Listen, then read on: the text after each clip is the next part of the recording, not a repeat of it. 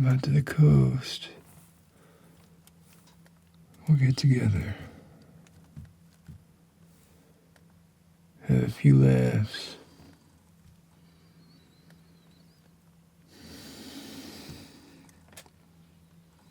I guess now I know what a TV dinner feels like.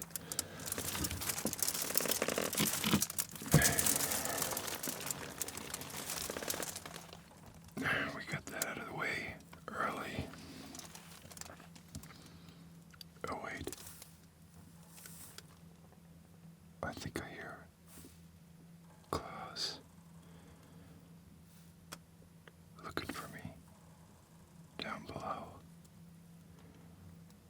See, what I've done now is I've already broken a rule that technically I shouldn't have broken.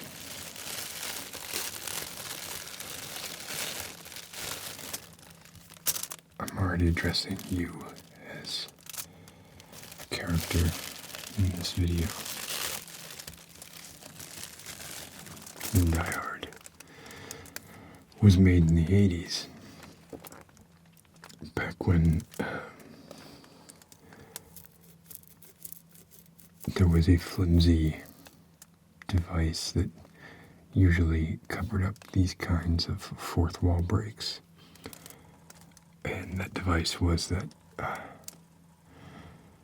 heroes often had to have time to themselves where they would just kind of walk away from everybody and stare slightly off camera and say things like,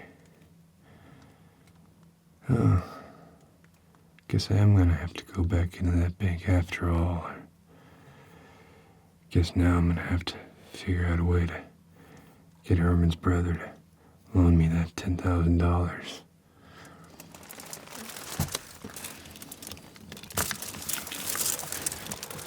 Those little bits of exposition were covered by the veil of the hero talking to him or herself. Usually himself, obviously.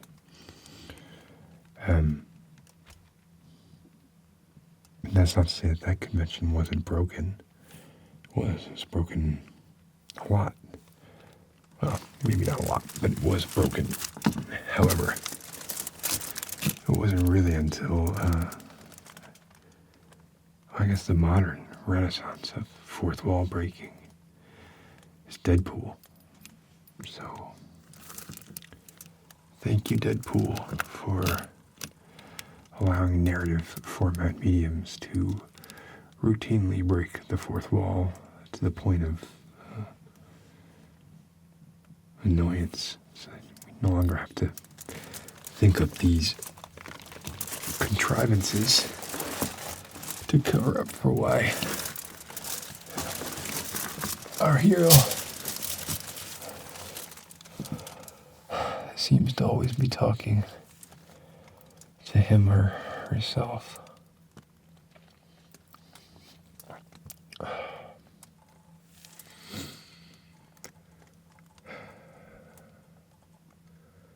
Hope y'all are doing well.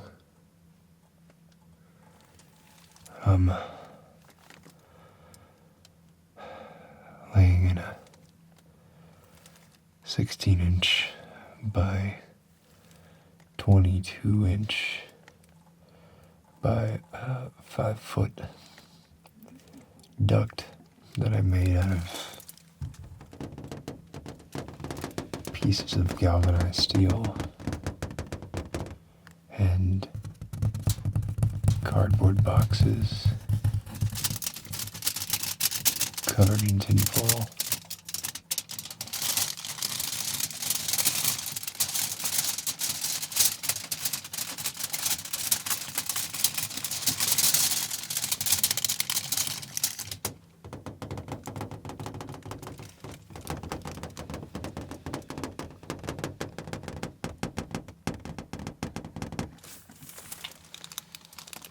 Boy, that Zippo's burning for a long time, isn't it?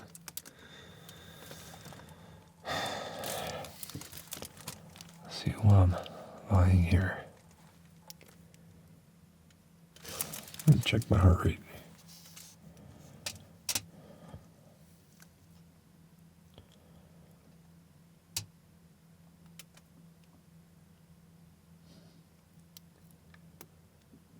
.66 BPM, 67.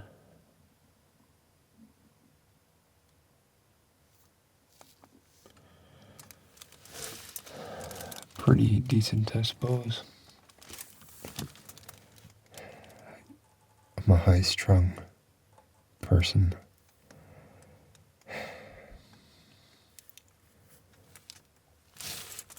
So I tend to get anxious a lot, and my heart rate tends to be high. It's just one of the many ways that ASMR helps me personally, and maybe helps you too. I had a plan when I started this video, which, first of all, my tests for this video that I did, I was wearing a sleeveless t-shirt, but I just don't have the physique for it. My arms are thinner where they meet my shoulder than they are further down. A recent 23andMe genetic test confirmed that indeed I do not have any of the genetic variants typical in those with a high muscle mass. So rather than be, self-conscious about the positioning of my body for the entire video, I figured I'd just put on an undershirt with sleeves. I think it was the right call. Possibly the cowardly call, but nonetheless, at this point I'm doing this video as much for me as I am for you all. Alright. Let's get back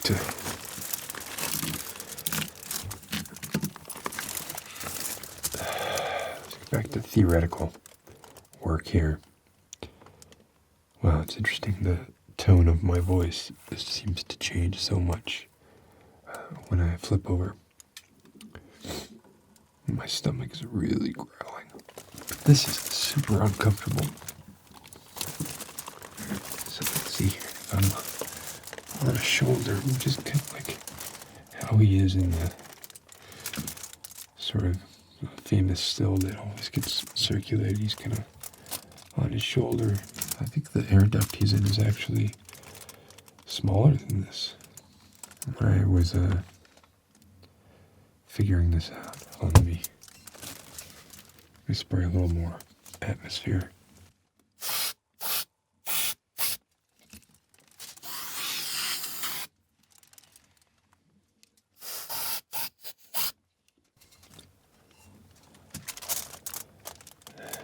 When I was originally figuring out, I was looking at obviously the scene in Die Hard where he's in the air duct, and I was figuring out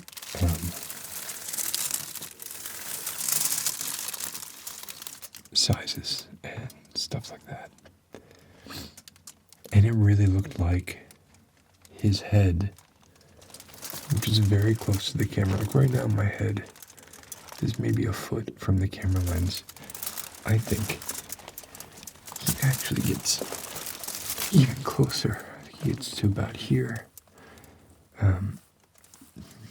when he's doing that shot. But anyway, I was trying to figure out. I'm going to do some ASMR while it's going on.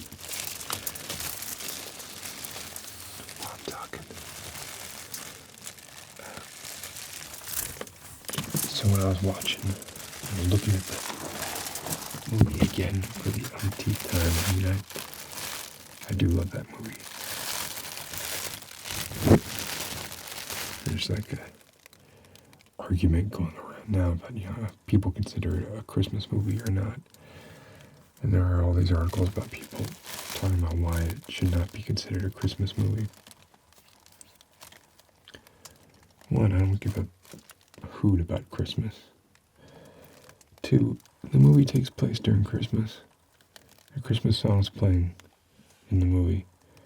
It's at a Christmas party. It's a Christmas movie. Is it as Christmassy as It's a Wonderful Life or Home Alone or a movie with, say, Christmas in the title? Except for like Black Christmas, right? No. But,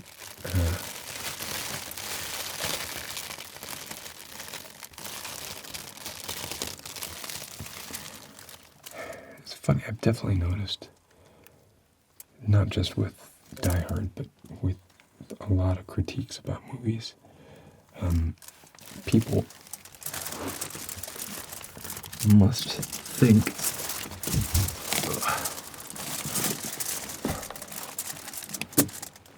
that there is a lot to be gained by going back and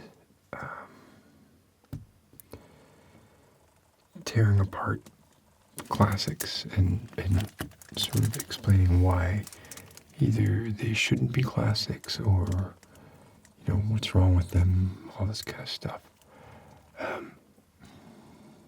Because I see so many articles about people, tearing apart what people consider classic, like A Christmas Story, and, questioning why they're elevated to that status. Must get a lot of clicks. That's my...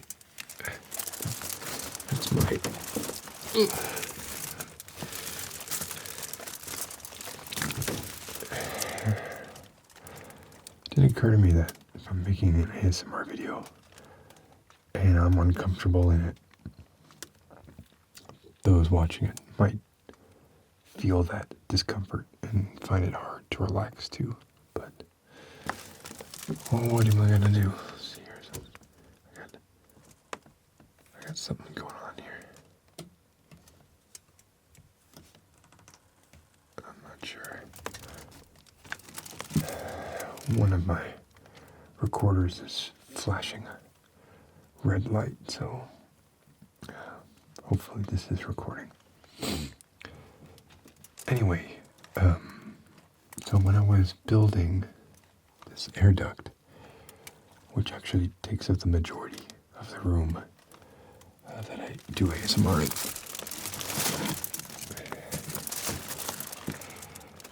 I was looking at the photographs and I was like, man, his head is taking up so much of the space of that air duct. How big can his head be? I measured my head. And I figured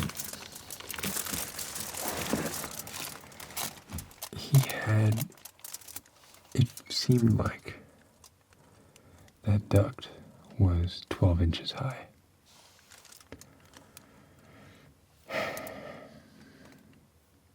And when I looked up ductwork, right, that's a very common height for ductwork. And yet, in my head, I was like, well, okay, that's a common height for ductwork, and it does look like he's very cramped in there, but they probably made it a little bigger. They probably, instead of making it 12 inches high, maybe they made it 16 inches high. So I chose to do 16 inches by 22. I think I said 22 before, but I think it's actually 24 inches. Instead of 12 by 24 or 12 by 18.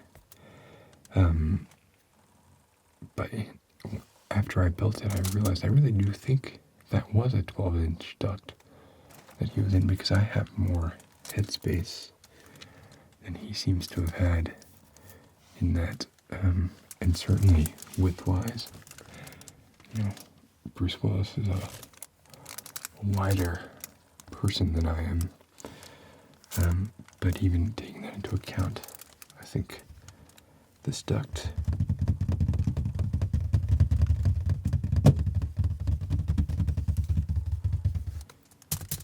is, in retrospect, a little too wide and a little too tall. Although frankly, I don't know how I'd be able to stay in here if it were actually only 12 inches tall. That'd be tough.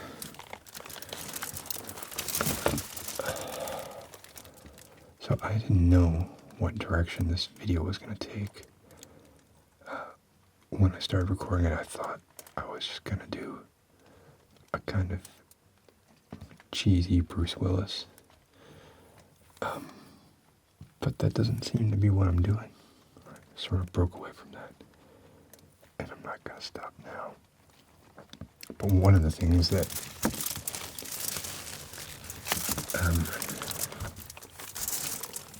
while I was researching this, if you can call it research,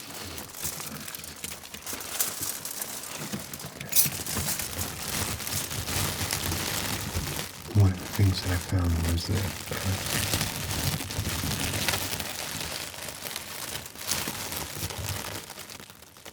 the amount of times that air ducts are used, or ventilation ducts are used as a device in movies, typically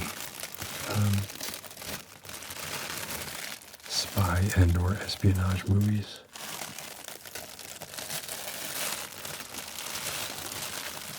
to sneak around and spy on the inhabitants of buildings, or to sneak around without being seen, or to bypass security systems.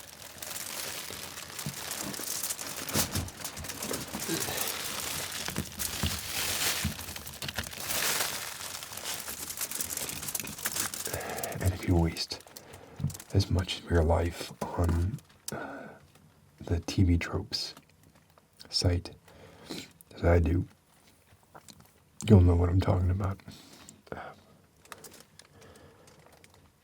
It's ludicrous, right? Like as a trope, it's kind of lazy and silly because air ducts generally won't support the weight of a person. And even if they do, a person moving through an air duct makes a ton of noise. And every security system made in the last 20 years takes into account people trying to get in or move around through the air ducts.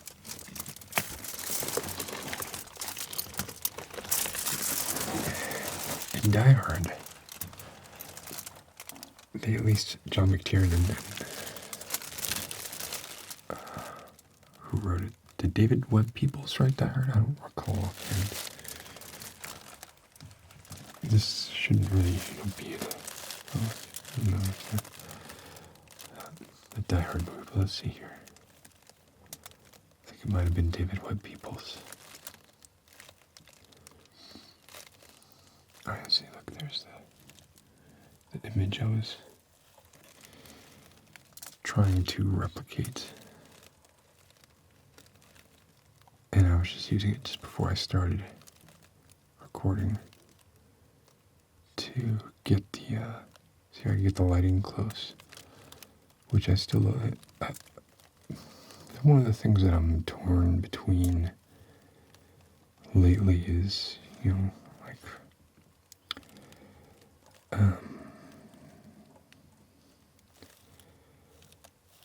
okay, overview. Oh, Stephen D'Souza. Sorry, David Webb Peoples. You not write that hard. But it was based on a novel that came out a long time ago, and a movie was made of that novel. I forget the name of the novel, that Frank Sinatra starred in. This thing's updated. It was done in 1988.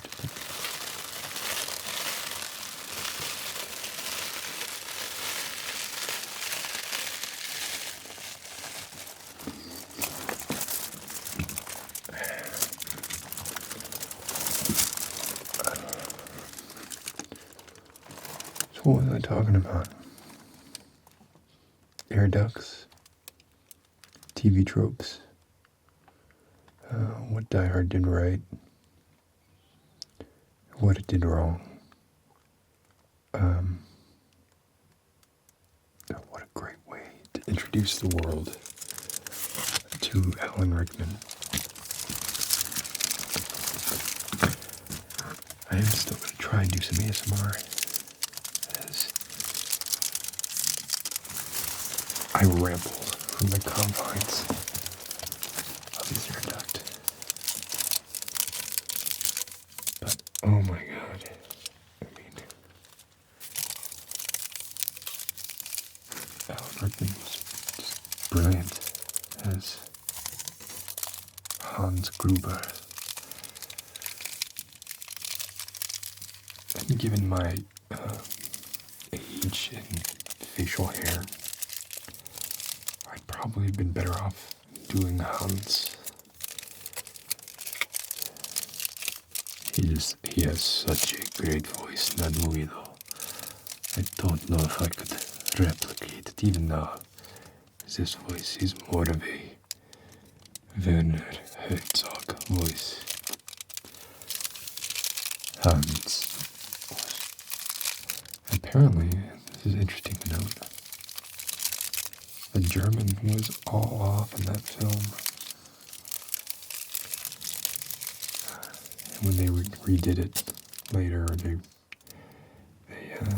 re-released it later, they fixed up with ADR. They fixed up a lot of the German phrasing. I'm going to take this off because it's still been around. Actually got it for this sound, but I don't even know if you can hear that.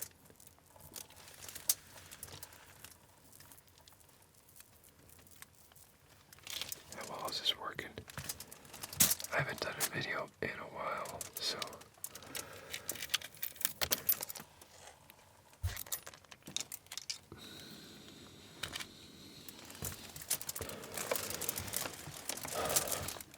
I could fall asleep like this.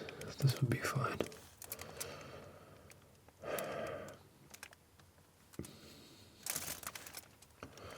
So John McClane is hanging out in the air ducts, and he's waiting. Well, no, he's actually moving around, right? He just jumped from the elevator, almost fell down the elevator shaft, managed to crawl into an air duct, and so Die Hard at least had the common courtesy that, they heard him in the air duct and started shooting it up.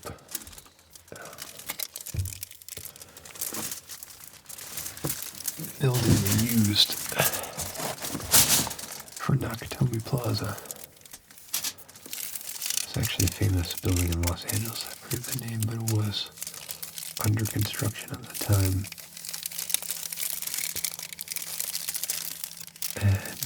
And they used the floors that were under construction. Added some, breakaway supports and struts and steel.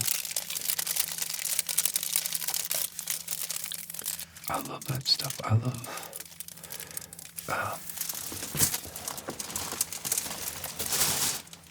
I don't know why I have my back here for a little bit because it's starting to hurt the other way.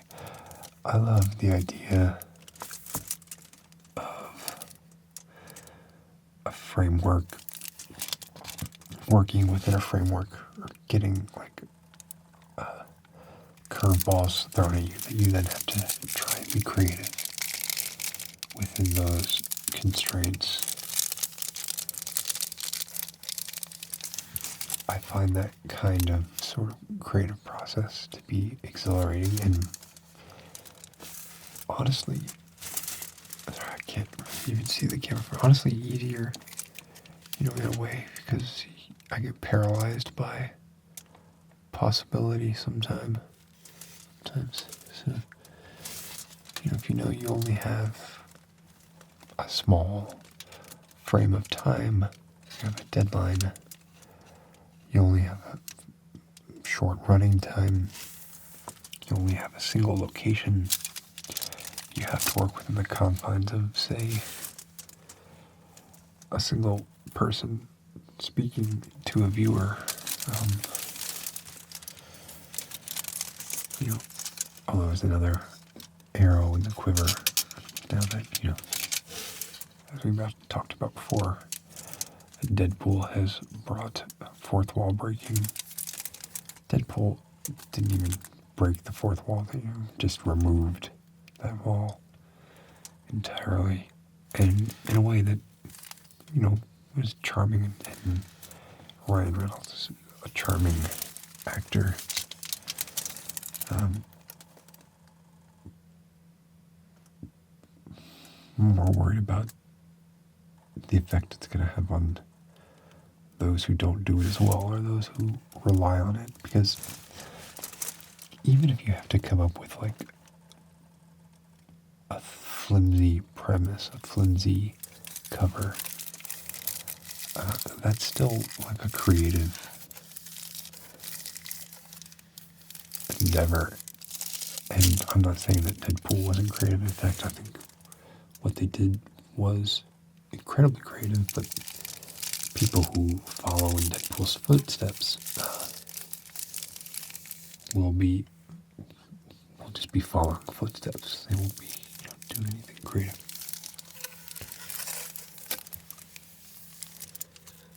So that's what I'm worried about there.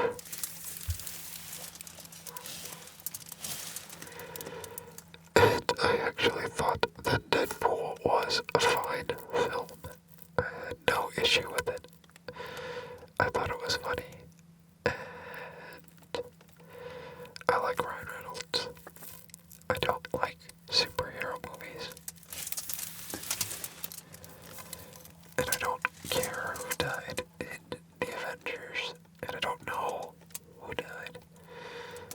And the comic books I read when I was little were not superhero comic books. And I don't say that with any degree of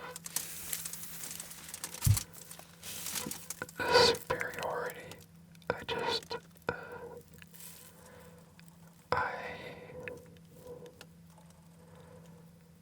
I didn't like, I liked weak people.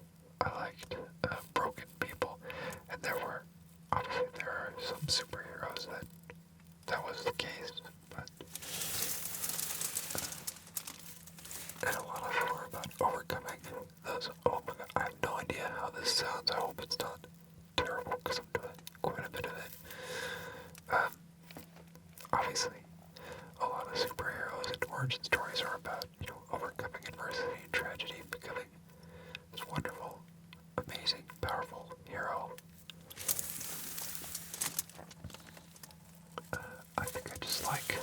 I prefer stories about broken people who stay broken. I'm not a huge fan of the hero's journey, and frankly, I'm pretty tired of the 3-act structures. And I don't care if characters in movies or stories learn things or become better. I often like it if they become worse, or,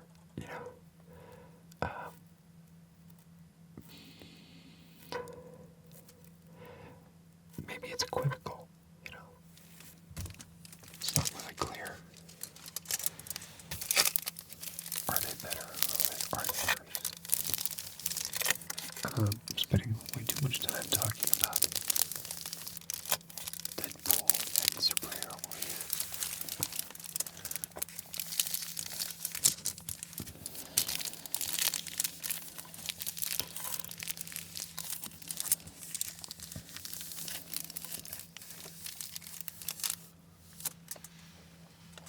Devices used in movies, creative devices used to overcome limitations. I think those reveal a lot about the creativity of the writers. And so even if it's the flimsy, device of the hero talks to him or herself, does a lot of exposition for seemingly no reason. The villain explains their plan to the hero for truly no reason. No, nothing but opening themselves up for vulnerability.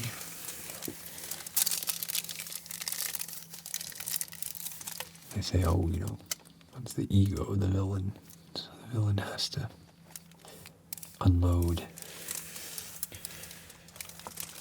show the hero how clever they were.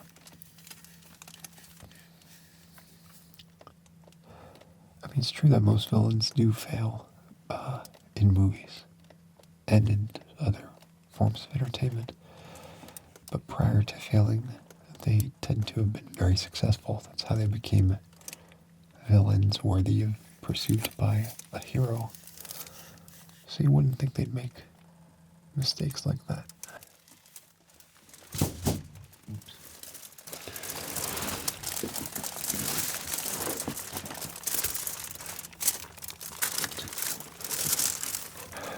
I get a really good glimpse into the ever-shifting tragedy that is my hairline.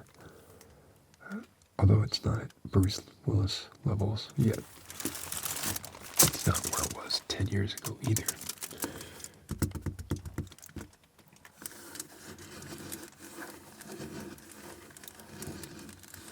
What can we do? Oh yeah, so originally I was going to do John McClane trapped in the air duct, killing time, finding things that you might find in an air duct. Piece of plastic. When I was in Home Depot getting these pieces of steel, which I cut pieces out of, to be able to have this side panel, which is featured in that shot. I found industrial length and size zip ties. That's right, boys and girls. This is a zip tie for the ages. I used to use zip ties a lot in ASMR, and they were very polarizing. So imagine how polarizing a zip tie this big is going to be, and we're about to find out.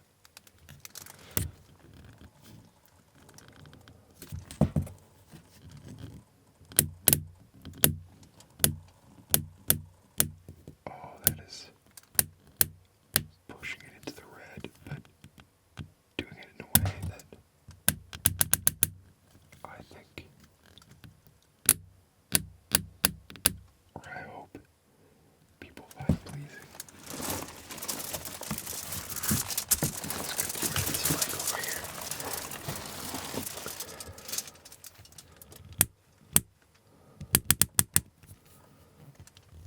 I don't know why that does it for me, but it does.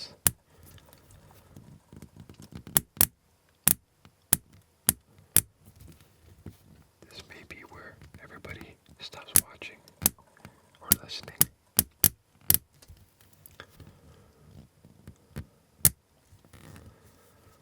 Let's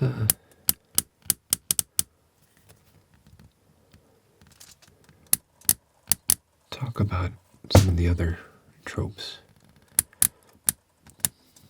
used in movies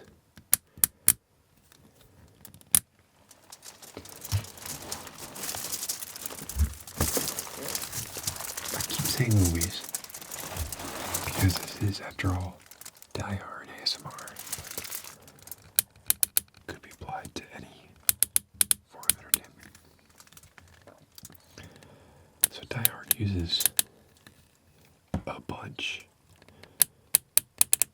And while it did come out in 1988, a lot of these were already, well-worn tropes by then. The air duct and the elevator shaft are pretty well-established tropes in action/spy movies. In fact, I recently went to the Spy Museum in Washington, D.C. And if you've never been to the Spy Museum in Washington, D.C., I can't even, I don't know. If you have kids, they'll like it. But the most fun part of that museum, and in fact, the impetus for this video, was they have an air duct you can get up and crawl around in, fake air duct. And at every few feet, there's like a window like this, where you can look down and out on all the people in the museum. My son, who is 4, he was scared to get into the air duct. But after he got in, that's all he wanted to do. That was like the museum. He just wanted a museum. All he wanted to do was crawl around in air ducts the whole day.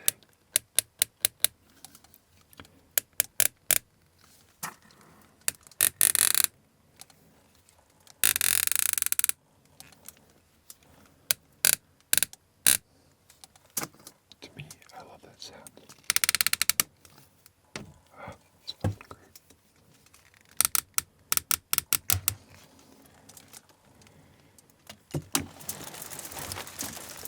So,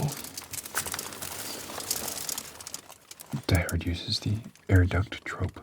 It uses the elevator shaft trope. It uses the explosion going up the elevator shaft trope. It uses the German terror, or just Germans as bad guys trope. Although it does put an interesting spin on it that the terrorists, and obviously this is pre-9/11, aren't really terrorists, they're just thieves. I say they're just thieves, they're thieves using terrorism as a blind, which apparently was not part of the script until very late in the process, from what I read. But that's a trope. Bad guys having German accents. Alan Rickman's. That was the first time I had seen Alan Rickman. I assumed he was German. The actor who played Klaus, who has since died, with long blonde hair, who was a dancer, had one of those faces. There's also a miner, one of the terrorists, one of the thieves that you only see momentarily, and I don't think he has any speaking lines, is Vigo the Destroyer, or Vigo the Conqueror in Ghostbusters 2, the guy in the painting. Very intimidating Swedish or Norwegian Viking type.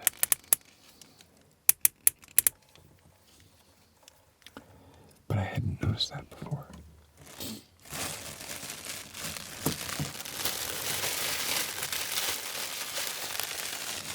Oh, so yeah, my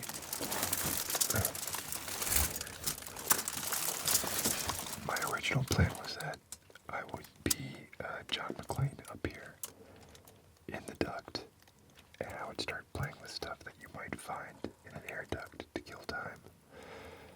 And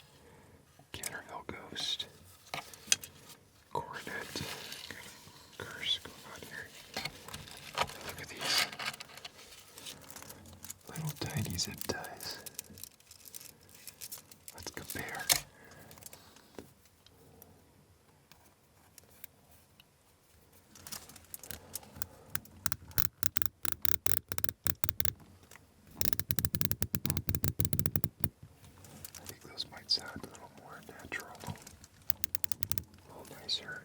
Let's get a few of them out. Not too many.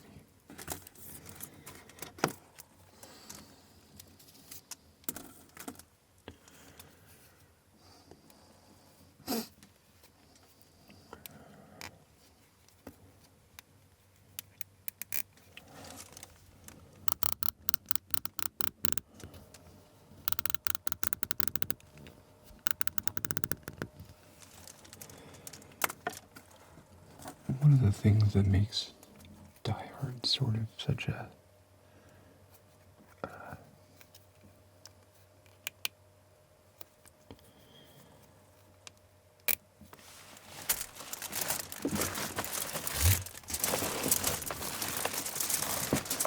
an endearing film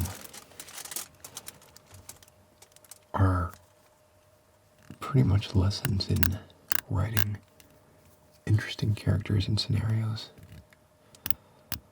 The whole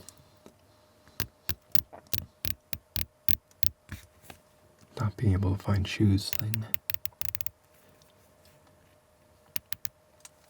and planting the seeds for that in the opening scene where John McClane is on the plane and the guy tells him that the best way to sort of get acclimated if you're on the road a lot to the place you're in is to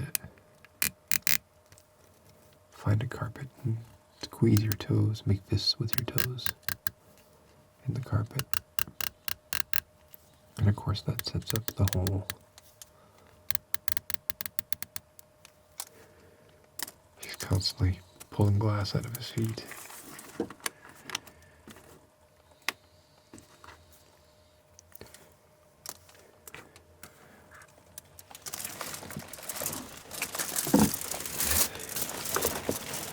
He uses the fish out of water trope. He's a cop from New York who has no love for Los Angeles or California, in part because his wife moved there.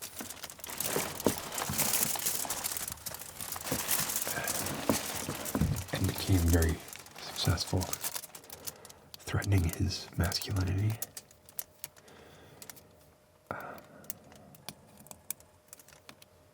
She took her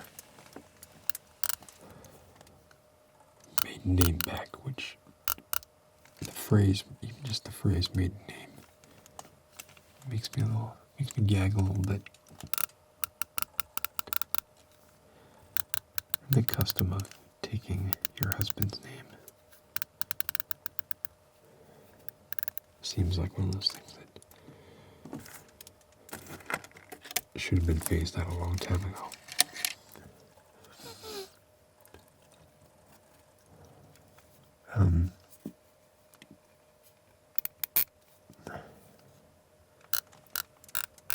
So John McClane's wife, there's not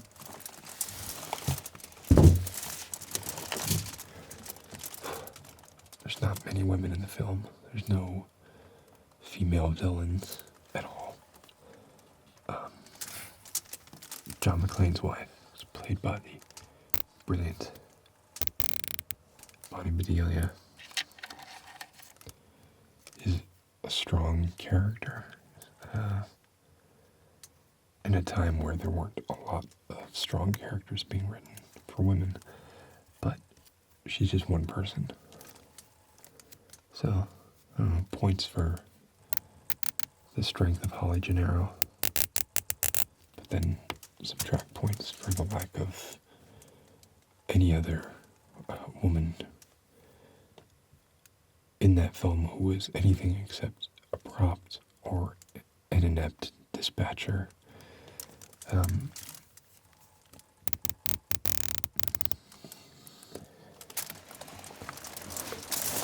Doesn't really get points for feminism in any way.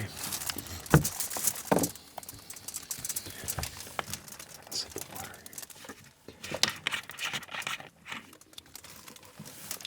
What is hurting is my neck. That's what's hurting.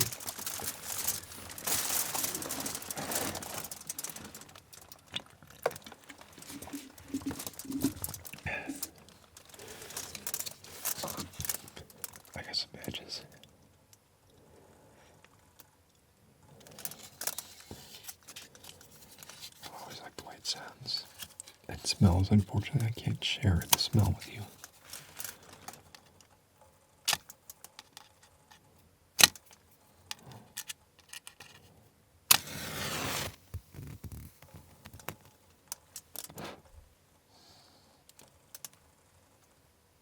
Let's get some of that smoke going in here.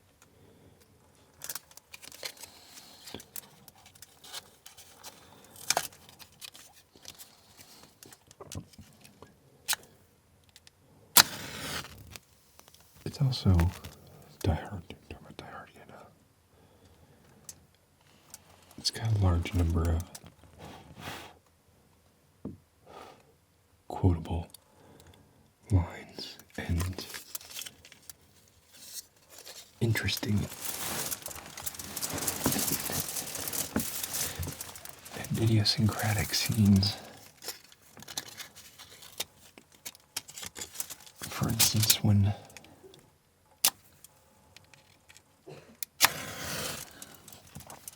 John McClane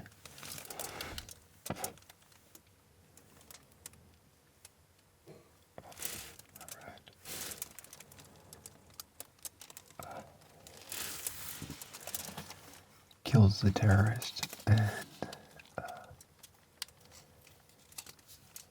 writes, "Now I have a machine gun, ho ho ho," sends the elevator down. That's very memorable.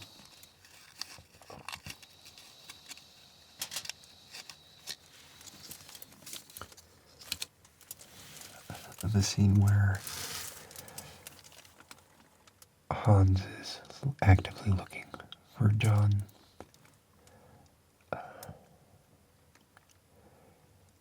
and finds him, and you think the jig is up. But then Hans puts on a American accent, pretends to be a hostage. It was a brilliant scene.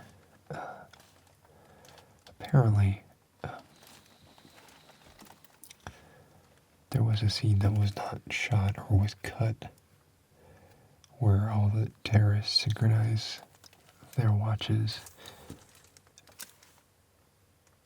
In fact, it's mentioned the synchronizing of watches, but I think it was stressed more in the kind of watch that they wore.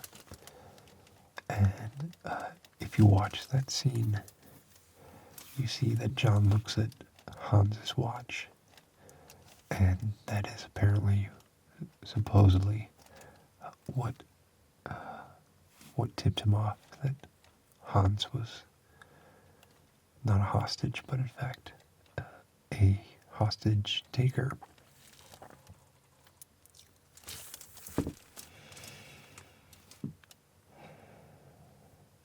But it still works. John McClane's character is pretty street smart. He doesn't do much in that movie that in a lot of movies, people will do really stupid things that they don't. You would think, why would someone with this experience do something this ridiculous? So that fits in with, he wouldn't give a loaded gun to somebody he didn't know.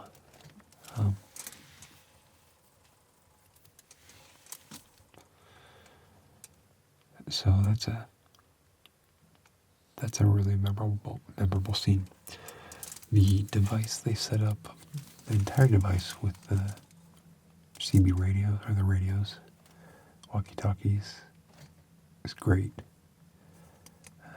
because it lets there be a dialogue between the hero and the villain, and the hero and the sort of outside world as well. Although I don't love the relationship there. The police officer that John's talking to outside, although I like him as a character, I don't really like some of the stuff that he does do some stuff that is like, you're a police officer, you would not do this, you would have handled this differently, you could have ended this. And the FBI is a little bit, I think intentionally, comedically inept. Although I do always love, for some reason, I don't know why this is, but I always love when there's like the good guys don't get along.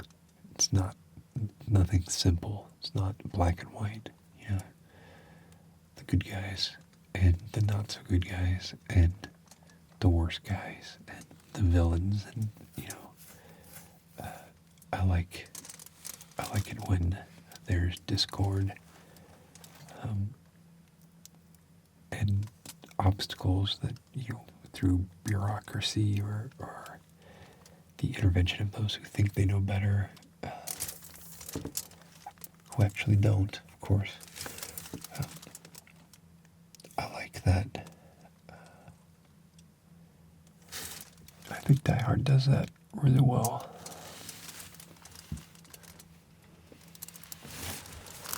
What else did I have out here? Oh.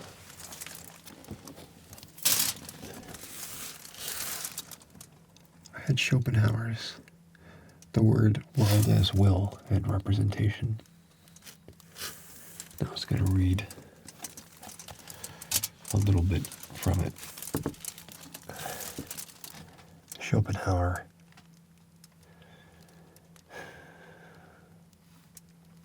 How does one describe Schopenhauer?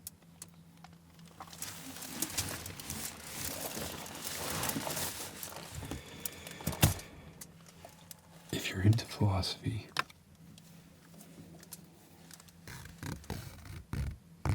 whether as a, Philistine, or more seriously, you might not really know Schopenhauer, even though he's a big name. And the reason for that might be he's probably the bleakest of all philosophers, far bleaker than Camus or Nietzsche. And dense. This is his most famous work. It's just the first volume. And he doesn't pull any punches. He doesn't think that life is worth living. He doesn't think that we should exist. And he doesn't equivocate.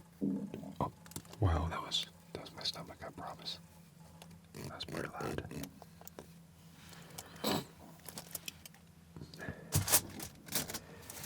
And because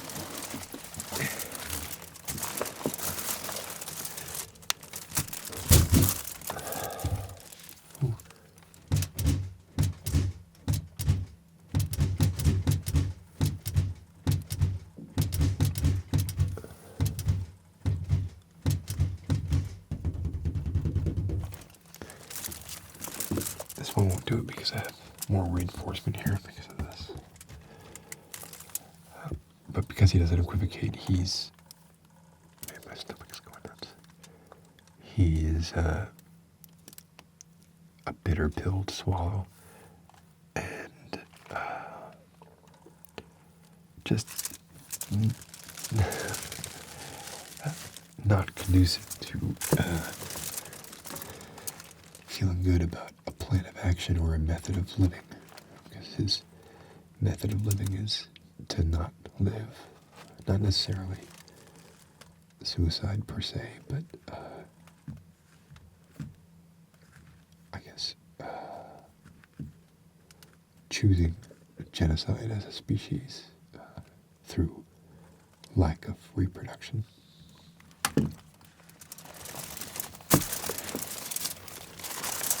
Whereas nihilistic philosophers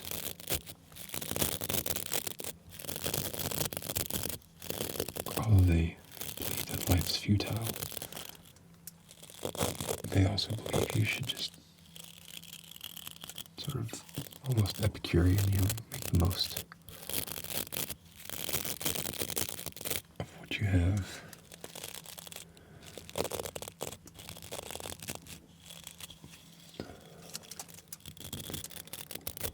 I've been jotting notes for I don't want to get into that too much because I've been jotting notes for a video on philosophical pessimism that I want to do, and I know that I'll get tons of views because everybody loves to be lectured and lectured about negative, horrible things, and who's not into self-flagellation?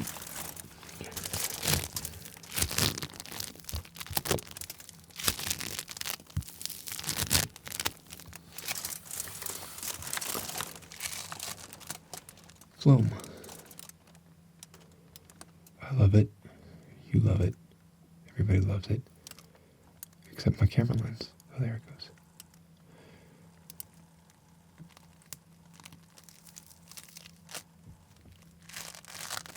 My camera lens, the focusing is very loud. And because I'm so close and the f-stop is so low, it's having to focus a lot, and I'm also moving a lot because I'm pretty uncomfortable.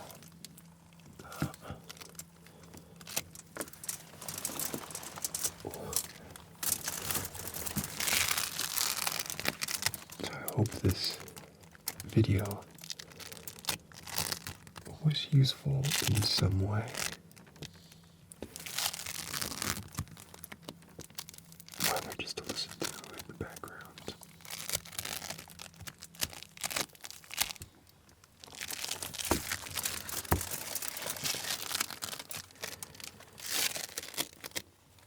I want to show you all something I got. I got it on eBay for $10.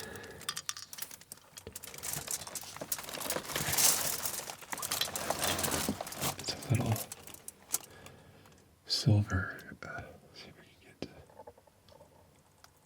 a little silver pillbox.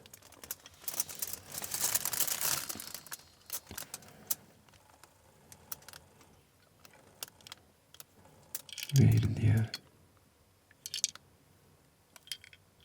60s, I believe. It's got a Reed and Barton stamp. I don't know if you're gonna be able to see that or not. Reed and Barton stamp on it. $10. I put the felt lining in myself. But anyway, I'm getting the warning that my media card is almost full. So I want to thank you for watching and listening to this video that ended up only being sort of tangentially about being stuck in an air duct.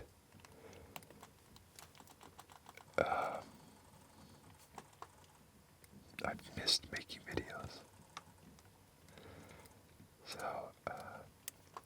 but I'm not gonna miss being trapped in this air duct.